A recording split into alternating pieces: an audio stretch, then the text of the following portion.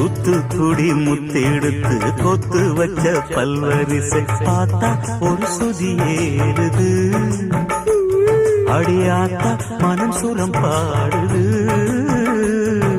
சாத்துக்குடி சாறு எடுத்து சேர்த்து வச்சு கண்ணத்துல தாரு அட முழு சாகத்தா பக்கம் பாரு அந்த தழுதாகத்தா.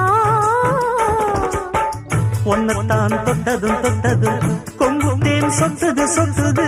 உதிரல் பட்டது பட்டது என்னவோ பண்ணது பண்ணது. சூடேறும் பொதுவாகத்தான் சொகம் ஈடேறும் மெதுவாகத்தான்.